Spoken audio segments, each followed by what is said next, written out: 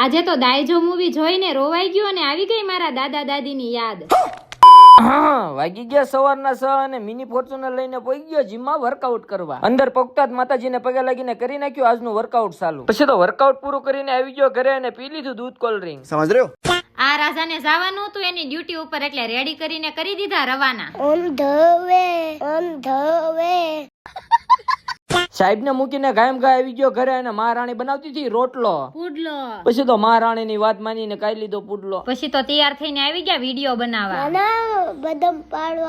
પછી તો બાફેલી મેંગી ખાઈને નીકળી ગયા મૂવી જોવા. અને હવે વાગી ગયા છે સાંજના 7 અને લઈ લીધી ટોપ 3 માં દાયજોની ટિકિટ અને જોવા પોગી ગયા થિયેટરમાં. મૂવી જોવા. મૂવી જોઈને બહાર નીકળ્યા ને તારે ખબર પડી કે મૂવીના હીરો બ્રિજરાજ સોલંકી પણ આવેલા હતા. આ મૂવી ની સ્ટોરી છે દાદા અને દીકરીની, તો સાંભળી લ્યો પબ્લિક પાસે આના રિવ્યુ. દાયજો મૂવી જોઈને નીકળ્યા છીએ અને અમે એટલું જોયું કે પૂરું થયા પછી લગભગ 99% ઓડિયન્સની આંખમાં આંસુ હતા.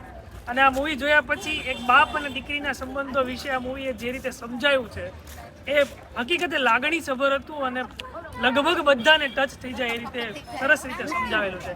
અને ખાસ તો બ્રિજરાજભાઈએ જે એક્ટિંગ કરી છે એ પણ અદ્ભુત છે.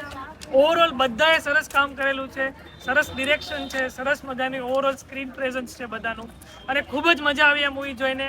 અને ફરી એકવાર કહીશ કે આ મૂવીને ખૂબ ખૂબ શુભેચ્છાઓ અને બધાએ ફરજિયાત પરિવાર સાથે આ મૂવી જોવા આવજો અને આવજો, ચોક્કસ આવજો. તો હું તો કહું છું તમારી ફેમિલી સાથે છે ને જરૂર ને જરૂર એકદાન મૂવી જોવા આવજો. તો આજનો મારો મિની બ્લોગ આટલો જ હતો. આ મિની બ્લોગ કેવો લાગ્યો જરા કોમેન્ટમાં કહેજો. બાય બાય, ફોલો કરતા જજો.